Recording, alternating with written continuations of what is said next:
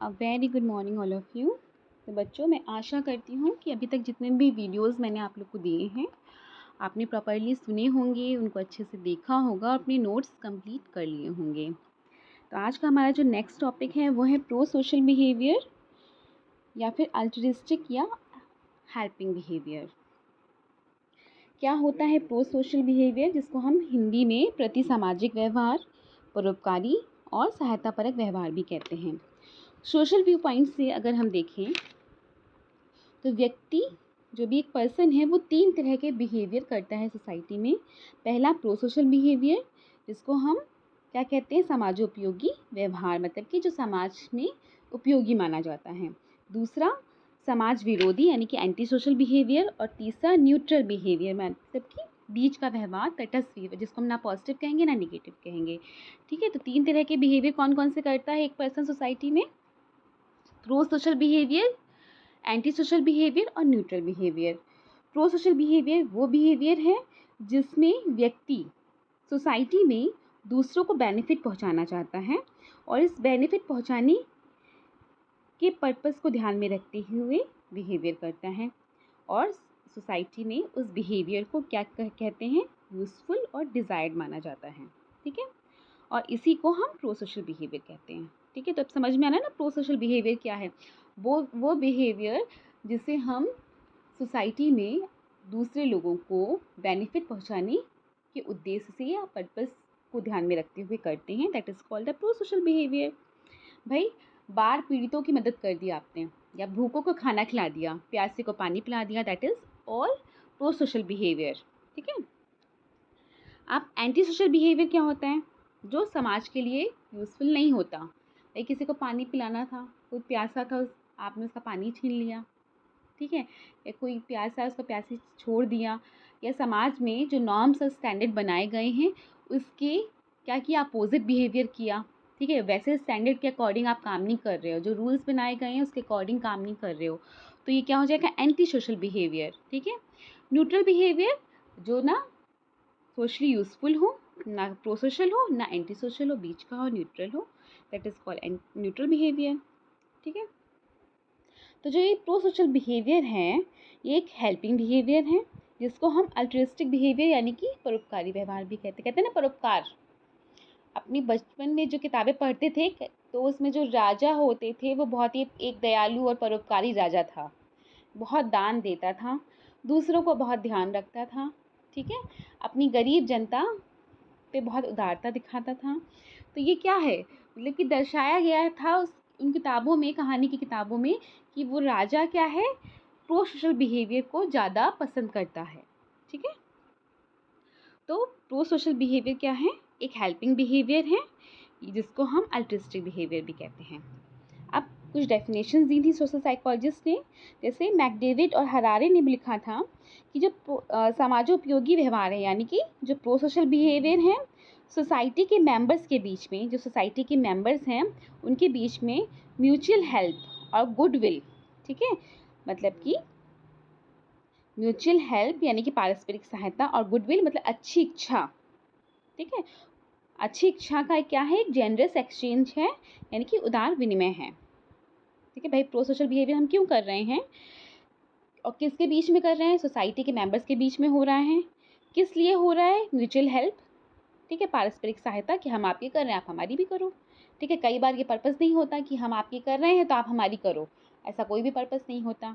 हमने कर दी, हमें सेटिस्फेक्शन मिला, हमें खुशी मिली, इसलिए हमने कर दी। ठीक है, तो प्रो सोशल बिहेवियर क्या है, सोसाइटी के मेंबर्स के बीच में म्यूचुअल हेल्प और गुडविल को ध्यान में रखते हुए किया गया एक जनरस एक्सचेंज है, अकॉर्डिंग टू मैकडेविड। ठीक है, मैं नहीं कह रही, ये मैकडेविड कह रहे हैं। ठीक है, दूसरी जो डेफिनेशन थी डॉर्नस्टीन ने दी थी, उन्होंने बताया कि जो प्रो सोशल बिहेवियर है वो क्या है, कि वो समाज द्वारा, ठीक है, ऑस्पिशियस और वैल्यूएबल माने जाने वाले बिहेवियर को अपने में इंक्लूड करता है। जितने भी बिहेवियर समाज में ऑस्पिशियस यानी कि शुभ माने जाते हैं और मूल्यवान यानी कि वैल्यूएबल माने जाते हैं, इन सब बिहेवियर को अगर इंक्लूड कर रहा है, that is called the pro social behaviour. ठीक है, मतलब सारी चीज़ें अच्छी अच्छी हैं प्रो सोशल बिहेवियर में, इतना ध्यान रख के आपको काम करना है। इसके बाद मायर्स ने बोला कि प्रो सोशल बिहेवियर क्या है। अल्ट्रिस्टिक बिहेवियर या प्रो सोशल बिहेवियर का जो रिलेशनशिप है वो बेनिफिट, ठीक है, बेनिफिट और उसकी एक्सपेक्टेशन की आशा, मतलब बेनिफिट ना हो या हमें, या सेल्फलेस फीलिंग जो है, सेल्फलेस फीलिंग को ध्यान में रखते हुए, सेल्फिश फीलिंग को दूर रखते हुए, ठीक है, या हमें बेनिफिट होगा कि नहीं होगा इस एक्सपेक्टेशन को दूर रखते हुए, इसकी चिंता किए बिना दूसरों की सहायता करना है, ठीक है। तो अल्ट्रिस्टिक क्या है, अल्ट्रिस्टिक बिहेवियर जो है हमारा या प्रोसोशल बिहेवियर क्या है, caring for others, helping others without expecting any benefit in return, कि हमें उसके रिटर्न में कोई भी बेनिफिट होगा कि नहीं होगा इसकी हमें कोई एक्सपेक्टेशन नहीं करनी, और डेडिकेटली वर्क करना है, कॉन्शियसली वर्क करना है, कैसे, सेल्फिशनेस के को ध्यान, सेल्फिशनेस से दूर रहते हुए, ठीक है, हमें सेल्फिशनेस नहीं दिखानी, सेल्फलेस फीलिंग रखनी है, ठीक है। इसके बाद और भी डेफिनेशंस दी गई हैं, सबकी सब सिमिलरली एक ही जैसी हैं। आगे बढ़ते हैं क्योंकि आगे और डेफिनेशंस मैंने डिस्क्राइब की हैं। तो बेसिकली अब बैरन और बायरनी क्या कहते हैं, इन्होंने कहा कि जो प्रो सोशल बिहेवियर है वह बिहेवियर है जिसमें व्यवहार करने वाले को कोई भी क्लियर गोल नहीं होता। जो भी बिहेव कर रहा है प्रो सोशल बिहेवियर, उसका कोई भी क्लियर गोल नहीं होता। उससे ऐसा बिहेवियर करने से बेनिफिट होगा ये हम नहीं कह सकते, पर हो सकता है उस इंसान को बेनिफिट की जगह क्या हो जाए, लॉस भी हो जाए, जोखिम हो जाए, कोई परेशानी का सामना करना पड़े, उसे कुछ त्यागना पड़ जाए, ऐसा भी हो सकता है। तो जो प्रो सोशल बिहेवियर होता है उसका जो रिलेशनशिप होता है वो क्या होता है कि मॉरलिटी से जुड़ा होता है, ठीक है। कई बार होता है कि भाई फिल्म्स में आपने देखा होगा, मुझे नहीं पता रियल सिचुएशंस में कितना किसने देखा है, कि कई बार भाई एक्सीडेंट में पड़े लोगों की जब सहायता लोग करते हैं तो उसमें शुरुआत में क्या होता था, पुलिस स्टेशन के चक्कर काटने पड़ रहे हैं, है ना, लेकिन फिर भी लोग हेल्प करते थे। तभी तो ये लॉ आया ना कि आप ऑन द स्पॉट अगर किसी का एक्सीडेंट हो जा रहा है तो आप उसकी हेल्प करिए, आपको पुलिस परेशान नहीं करेगी, ठीक है। फिर आगे हम बढ़ते हैं। हेल्पिंग बिहेवियर या अल्ट्रिस्टिक बिहेवियर एक टाइप का सोसाइटी के बेनिफिट में किया गया व्यवहार है, इसी को प्रो सोशल बिहेवियर या सोशली यूजफुल बिहेवियर कहा गया है, ठीक है। तो डी एल श्रीवास्तव ने क्या कहा कि प्रो सोशल बिहेवियर या सोशली यूजफुल बिहेवियर वह बिहेवियर है जो समाज में ऑस्पिशियस है, वैल्यूएबल है, यह व्यवहार दूसरों की हेल्प करने, उनका कॉपरेशन करने, ठीक है, और से संबंधित है, और जो कि रिलेटेड होता है सोसाइटी के रूल्स स्टैंडर्ड के अकॉर्डिंग। प्रो सोशल बिहेवियर से क्या होता है, सोसाइटी के जितने भी डेस्टिट्यूट हैं, पुअर पीपल हैं, बहुत ही गरीब लोग हैं, या ऐसे लोग हैं जो खुद सेल्फ डिपेंडेंट नहीं हैं और ना उनको ऐसी कोई संभावनाएं मिली हैं सेल्फ डिपेंडेंट होने की, क्योंकि वो खुद जब हंगर से लड़ रहे हैं, थर्स्ट से लड़ रहे हैं, तो वो क्या रोटी कमाएंगे, उनको ऐसी संभावनाएं नहीं देगी, पढ़ाई नहीं कर पाई उन्होंने, इतनी गरीबी है अगर, ठीक है। तो प्रो सोशल बिहेवियर जो है सोसाइटी के का जो दुर्बल वर्ग है, अशक्त लोग हैं, उनकी हेल्प से रिलेटेड है, जैसे कि सूखा पीड़ित जो हैं उनकी हेल्प करना, बाढ़ पीड़ितों की हेल्प करना, भूकंप आ गया, अर्थक्वेक आ गया, उन लोगों की हेल्प करना, ठीक है। जैसे कि खाना पहुंचाना, खाने का वितरण करना, ड्रग्स पहुंचाना, ड्रग्स मतलब कि मेडिसिन्स पहुंचाना, ठीक है, वस्त्रों का वितरण करना, कपड़े उनको देना, निःशुल्क आवास की व्यवस्था कर देना, ठीक है। ऐसे ही सोसाइटी में अगर हम देखें, मॉडर्न सोसाइटी में तो आज क्या है, सरकार बहुत सारे ऐसे स्कॉलरशिप और फेलोशिप्स बनाई हुई हैं इन्होंने अच्छे और निर्धन और मेधावी बच्चों के लिए, जिससे कि उनके पठन पाठन में, उनकी पढ़ाई लिखाई में किसी भी तरीके की ऑब्स्टिकल क्रिएट ना हो, ठीक है।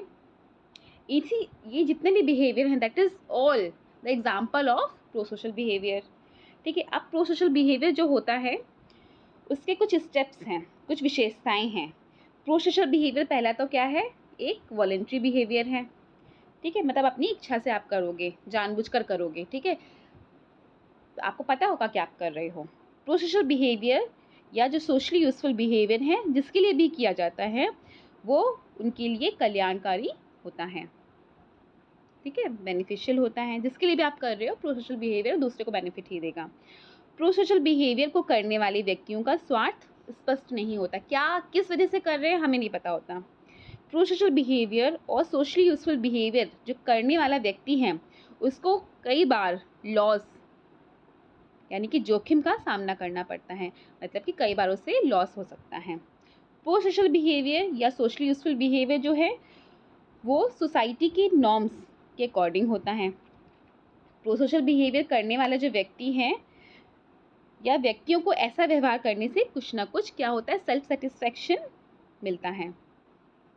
तो जो प्रोसोशल बिहेवियर है या सोशली यूजफुल बिहेवियर है एक ही तरह के व्यवहार हैं।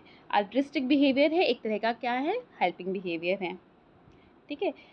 तो जो हमारा अल्ट्रिस्टिक बिहेवियर करने वाला व्यक्ति है किसी स्वार्थ की आशा किए बिना दूसरों को क्या करता है, बेनिफिट पहुंचाता है या दूसरों की वेलबींग के लिए, दूसरों के कल्याण के लिए काम करता है। अल्ट्रिस्टिक बिहेवियर करने वाला व्यक्ति, ठीक है, बदले में कुछ भी नहीं चाहता कि भाई हमने आपके ऊपर उपकार कर दिया, हमने अल्ट्रिस्टिक बिहेवियर शो किया, हेल्पिंग बिहेवियर शो किया, अब आप भी करिए, ऐसा नहीं चाहता।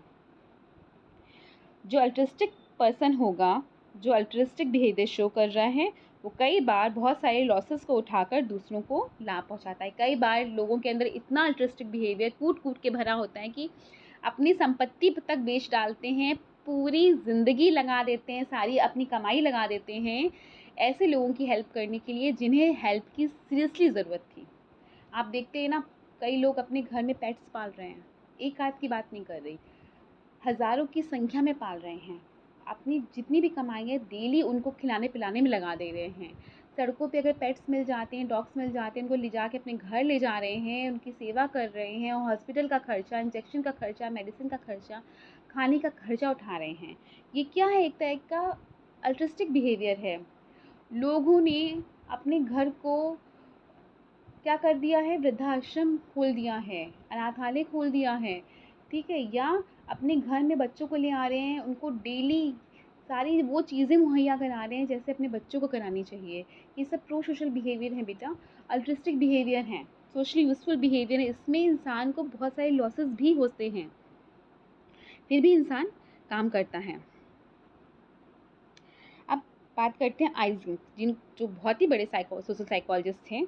इन्होंने क्या कहा, इन्होंने कहा कि जो अल्ट्रिस्टिक बिहेवियर है वो एक ऐसा व्यवहार है जिसमें अल्ट्रिज्म शो करने वाले व्यक्ति को का कोई भी स्वार्थ नहीं होता, कोई भी सेल्फिशनेस नहीं होती, और इस प्रकार के बिहेवियर में वह सभी बिहेवियर इंक्लूड होते हैं जिनका पर्पस दूसरे को क्या होता है, बेनिफिट पहुंचाना होता है।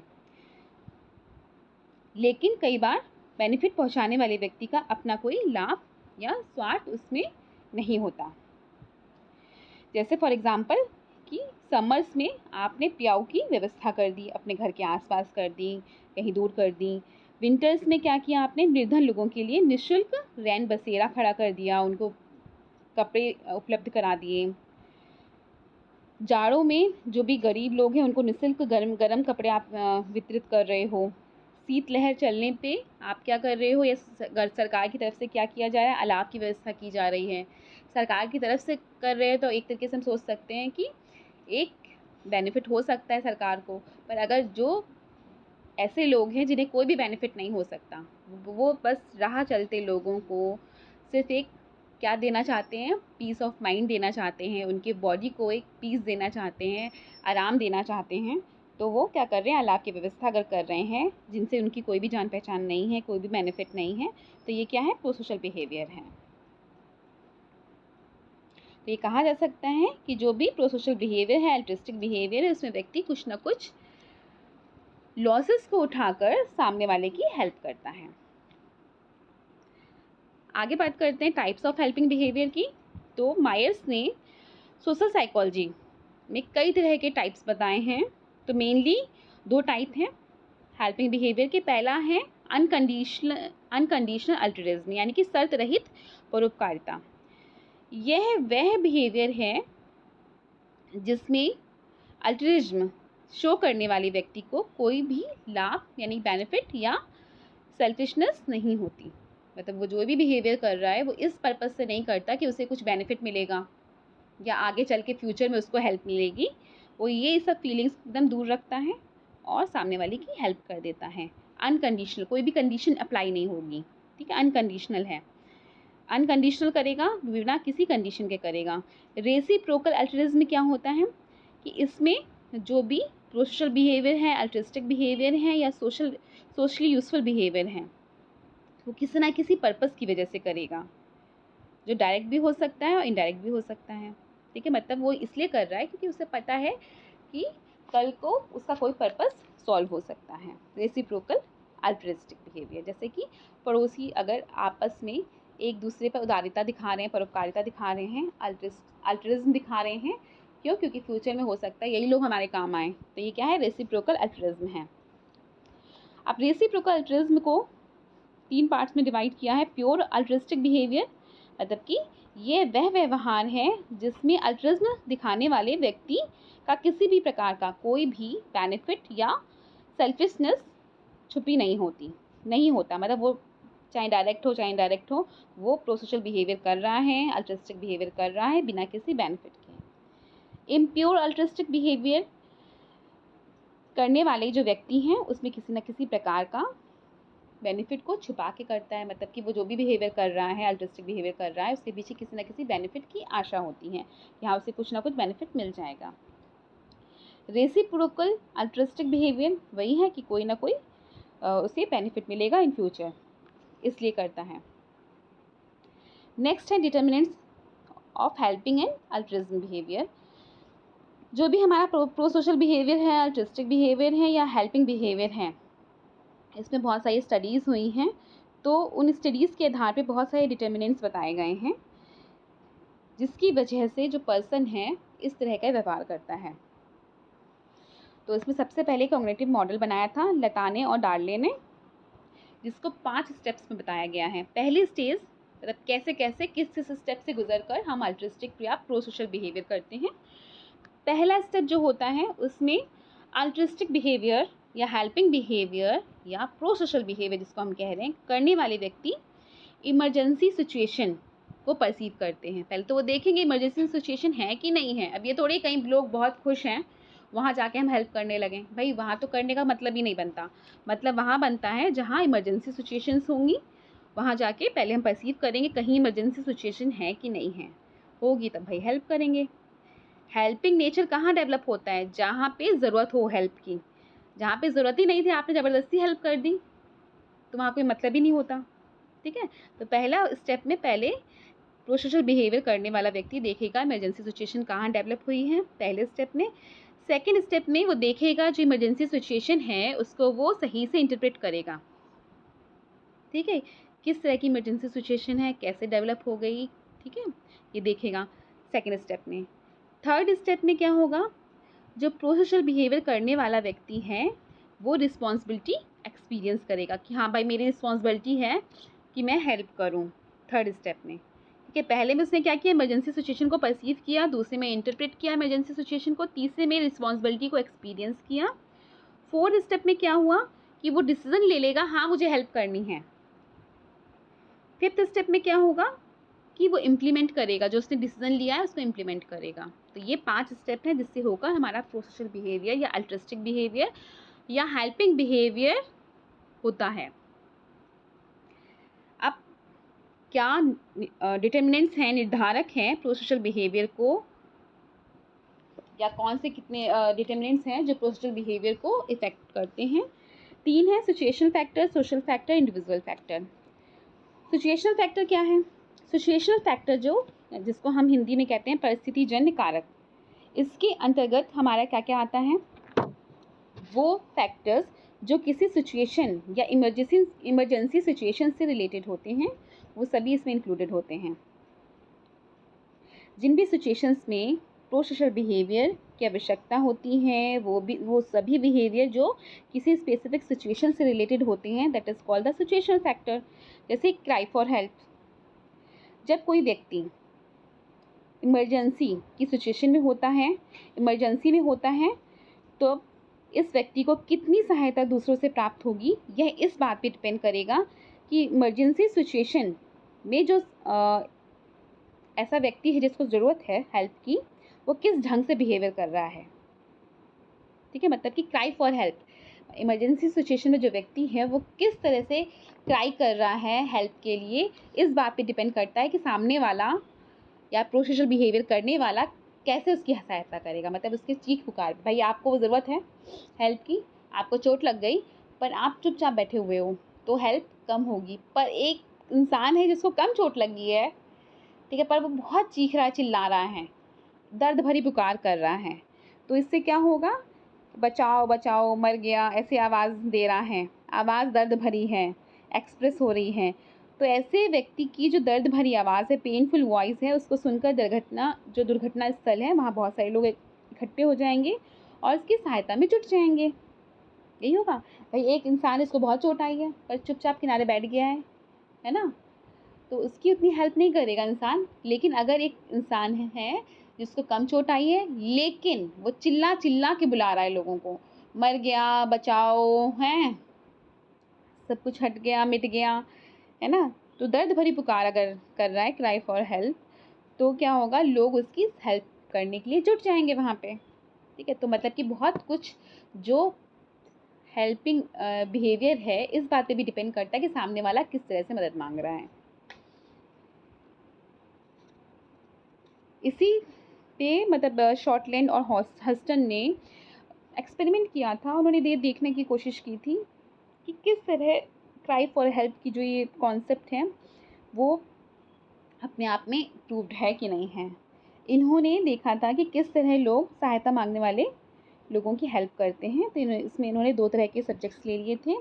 पहले वो सब्जेक्ट थे जिनको मतलब हेल्प मांगनी थी कार से, ठीक है। उन्होंने पहले वाले जो सब्जेक्ट थे उन्होंने बोला कि भाई हमें लिफ्ट दे दीजिए अपनी कार में, क्योंकि मुझे अपने उस फ्रेंड की हेल्प करने पहुंचना है जो डिप्रेशन से सफ़र कर रहा है, तो मुझे मेरे घर पहुंचा दो। दूसरे वो सब्जेक्ट्स थे जिन्होंने ये कहकर हेल्प मांगी कि मुझे इंसुलिन देनी है अपनी दोस्त को, तो मुझे कृपया करके जल्दी से डॉक्टर के क्लिनिक पहुंचा दो। तो इससे क्या हुआ, देखा गया स्टडीज़ में कि जिन लोगों ने इंसुलिन के मामले में हेल्प मांगी थी, इंसुलिन कह के हेल्प मांगी थी और डॉक्टर के क्लिनिक पे जाने की बात कही थी, उनको ज़्यादा हेल्प मिली इन कंपैरिजन टू उस इंसान को जिसने कहा था कि मुझे अपने डिप्रेसिव फ्रेंड की हेल्प करने पहुंचना है। ठीक है, क्योंकि उसका जो रीज़न है, इंसुलिन वाले का जो रीज़न था वो ज़्यादा रियल लग रहा था, ज़्यादा पेनफुल लग रहा था। ठीक है, नेक्स्ट है बायस्टैंडर इफेक्ट। ये दूसरा सिचुएशन फैक्टर है। डार्ले लतानी जो थे, इन्होंने एक्सपेरिमेंटल स्टडीज़ पे करके बायस्टैंडर इफेक्ट को बताया। आपने भी देखा होगा बायस्टैंडर इफेक्ट। अब बायस्टैंडर इफेक्ट होता क्या है, आपने देखा होगा कि जब कोई रियल इमरजेंसी सिचुएशन हो जाती है, यानी कि कोई भाई दुर्घटना हो जाए, कोई एक्सीडेंट हो जाए, तो आपने देखा होगा दुर्घटना स्थल के चारों ओर बहुत से लोग इकट्ठे हो जाते हैं, अपनी बाइकें गाड़ियाँ रोक के दूसरे साइड जाते हैं जहाँ पे दुर्घटना हुई होती है, पर कोई हेल्प नहीं करता। सब खड़े होके देख रहे हैं, एकचित्त होके मौन होके देखते रहते हैं।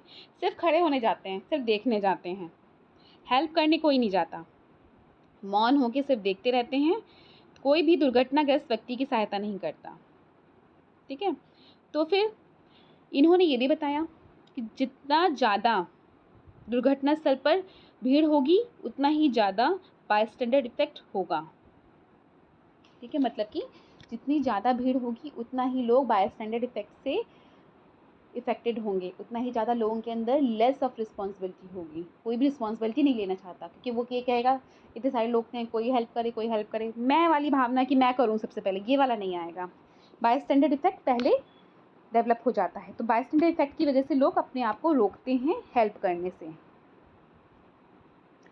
लेकिन ये भी देखा गया है कि जो ये बायस्टैंडर इफेक्ट है कुछ ही क्षणों तक या मिनटों तक सीमित होता है। इसमें से कुछ लोग ऐसे भी होते हैं जिनको तुरंत ही कुछ समय बाद ही रिस्पॉन्सिबिलिटी याद आ जाती है और वो आगे आके हेल्प करने लगते हैं। ये जो बायस्टैंडर इफेक्ट है इसके 3 कारण बताए हैं पैटी एट ऑल ने।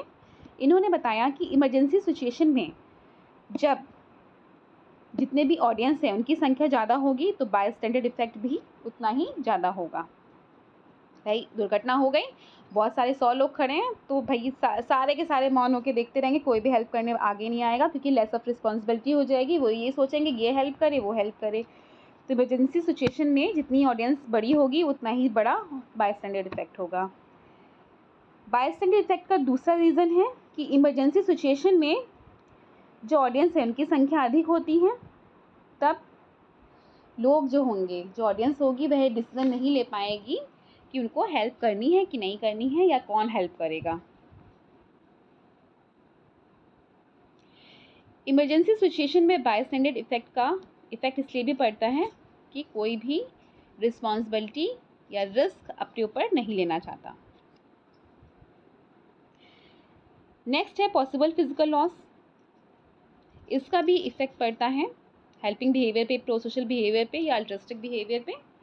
स्टडीज़ में देखा गया है कि इमरजेंसी सिचुएशन में अगर कोई व्यक्ति बहुत सीरियसली इंजर्ड हुआ है, सीरियसली इसमें डैमेज हुआ है, उसको फिजिकल लॉस हुआ है, तो ऐसे व्यक्ति की सहायता लोग कम करते हैं। अगर किसी को ज़्यादा डैमेज हुआ है, ज़्यादा इंजरी आई है, क्योंकि उनको लगता है कि भाई अगर हमने, भाई कोई इंसान है लहूलुहान हो गया है, तो उसकी हेल्प कम से कम करेंगे, क्योंकि उनको लगता है कि हम भाई फ्यूचर में किसी प्रॉब्लम में फंस सकते हैं या कहीं जाने से लेट हो सकते हैं, तो लोग कम हेल्प करते हैं। पर ऐसे लोगों की हेल्प ज़्यादा करेंगे जो खाली गिरे पड़े होंगे, उनको उठाने के लिए 100 लोग पहुँच जाएंगे, क्योंकि फिर वहाँ पे ये रिस्क कम होता है कि उन्हें ज़्यादा हेल्प करनी पड़ जाएगी, ज़्यादा उनका समय जाएगा, ये सब रिस्क कम हो जाता है।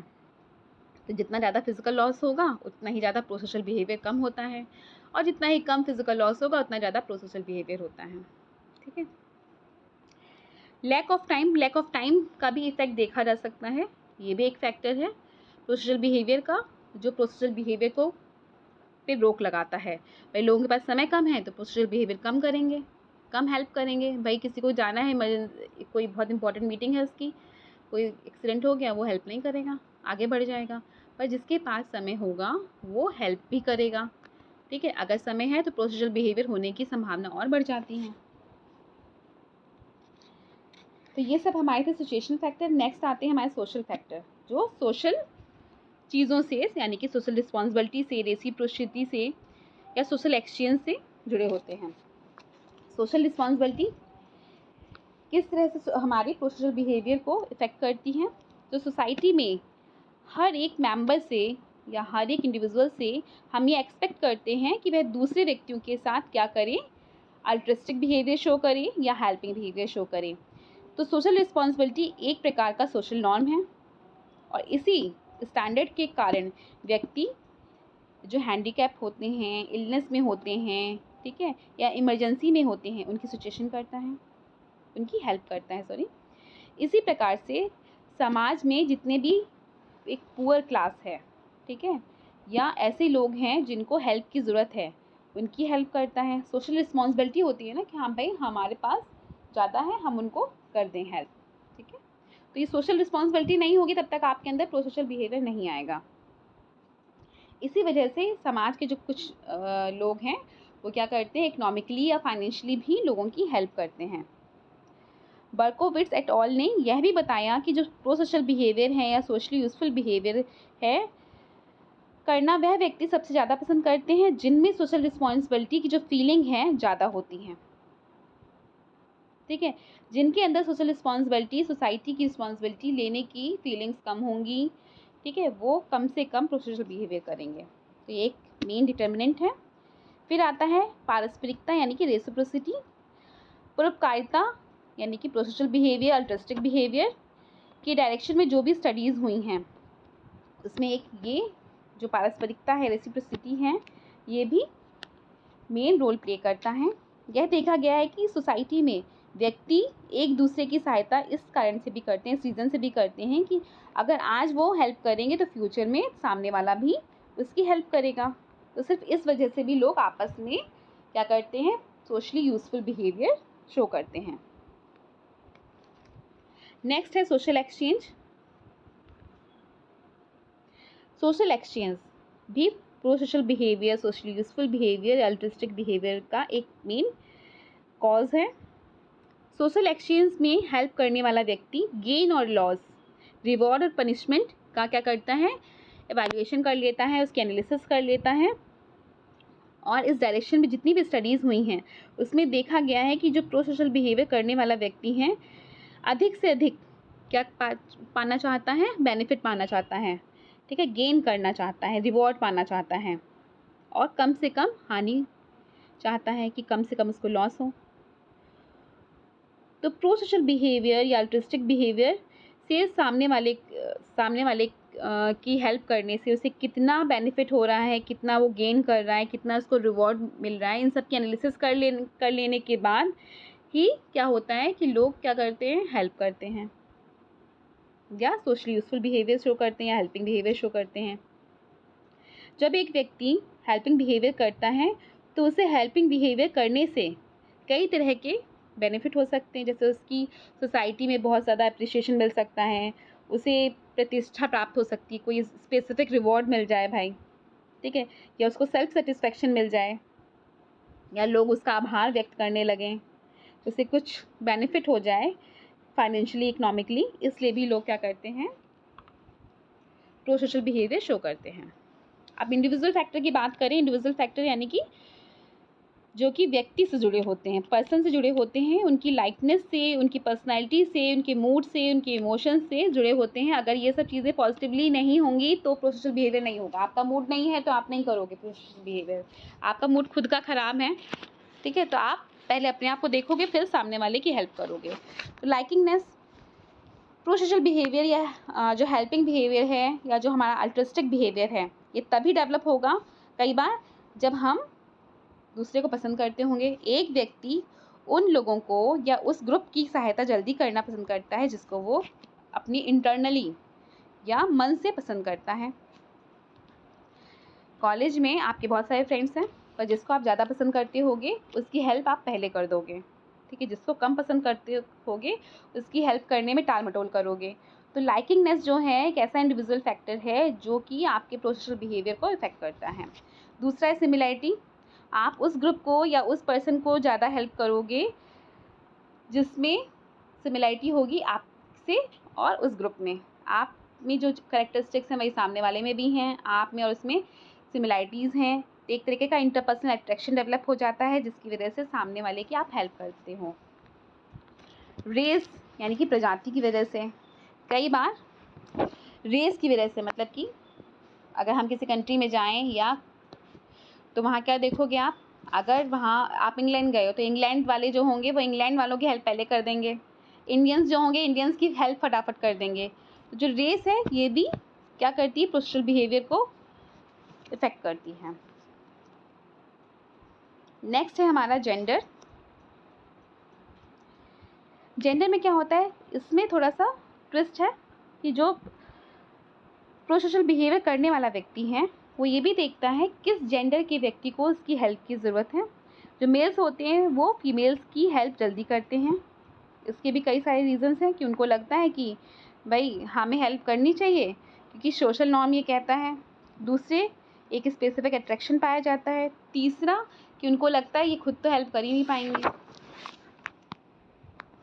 और उसको वो क्या समझता है, फीमेल्स को एक तरीके से निर्बल समझा गया है, पावरलेस समझा गया है। तो इस वजह से भी लोग आके हेल्प करते हैं फीमेल्स की इन कंपैरिजन टू मेल्स के। नेक्स्ट है पर्सनैलिटी। पर्सनैलिटी फैक्टर जो होते हैं, पर्सनैलिटी कैरेक्टरिस्टिक्स हैं, यह भी ये बताती हैं कि व्यक्ति कितना और किस प्रकार हेल्प करेगा या कितना और किस प्रकार अल्ट्रिस्टिक बिहेवियर शो करेगा। कई बार पर्सन की जो पर्सनैलिटी होती है वो रिस्क टेकिंग होती है, तो वो प्रो सोशल बिहेवियर करता है, उसे इस बात का कोई भी डर नहीं होता कि वो किसी रिस्क में फंस सकता है, ठीक है। लेकिन जिन लोगों की पर्सनैलिटी ऐसी होती है जो लेस रिस्क टेकर होते हैं तो वो किसी झंझट या उलझन में नहीं पड़ना चाहते, और इस वजह से, इस फियर से वो क्या करते हैं, प्रो सोशल बिहेवियर नहीं दिखाते। मूड ऑफ द हेल्पर, जो भी प्रो सोशल बिहेवियर करने वाला व्यक्ति है, अगर इसका जो मूड है वो ऑप्टिमिस्टिक है, पॉजिटिव है, तो वो ज़्यादा से ज़्यादा प्रो सोशल बिहेवियर करेगा, हेल्पिंग बिहेवियर करेगा। अपोजिट में अगर उसका बिहेवियर या उसका जो मूड है वो पेसिमिस्टिक है, वो कम से कम क्या करेगा, हेल्प करेगा। इमोशन, पॉजिटिव इमोशनल स्टेज है तो वो हेल्प कर देगा, निगेटिव इमोशनल स्टेज है तो नहीं करेगा हेल्प। अप्रूवल नीड, अगर सामने वाले व्यक्ति में अप्रूवल नीड ज़्यादा है, मतलब कि लोग उसे ज़्यादा से ज़्यादा अप्रूवल दें, ज़्यादा से ज़्यादा उसकी प्रशंसा करें, उसके बारे में अच्छा बोलें, तो ज़्यादा से ज़्यादा हेल्प करने के लिए क्या रहेगा, उतारू रहेगा कि हम करेंगे भाई हेल्प, क्योंकि उसकी सब लोग क्या करेंगे, प्रशंसा करेंगे, उसे अप्रिशिएट करेंगे। गिल्ट फीलिंग, इस एरिया में जितनी भी स्टडीज़ हुई हैं इसमें यह भी देखा गया है कि अगर किसी व्यक्ति में गिल्ट फीलिंग की भावना अधिक है तो वह पीड़ित व्यक्ति यानी कि विक्टिम की जो हेल्प है वो ज़्यादा से ज़्यादा करेगा। और यह भी देखा गया है कि जब व्यक्ति यह फील करने लगता है, एक्सपीरियंस करने लगता है कि उसने किसी व्यक्ति को अनजाने में या फिज़िकली या मेंटली क्या करा है, डैमेज किया है, उसे क्षति पहुंचाई है, तो भी वो किसी और की हेल्प करके अपने आप को सेटिस्फेक्शन देता है, ठीक है, क्योंकि वो उस गिल्ट फीलिंग से, उस अपराध बोध से खुद को बचाना चाहता है। तो ये सब थे डिटर्मिनेंट्स जो कि कंप्लीट हो गए हैं। अब आप लोग ये सभी के सभी डिटर्मिनेंट्स और जो प्रोसेसुअल बिहेवियर बताया गया है उसको अच्छे से पढ़ लीजिए, उसके नोट्स बना लीजिए। जल्द ही मैं कॉलेज ज्वाइन करूँगी और आप लोग प्रॉपर नोट्स के साथ क्लास में प्रेजेंट रहें। थैंक यू सो मच बच्चों।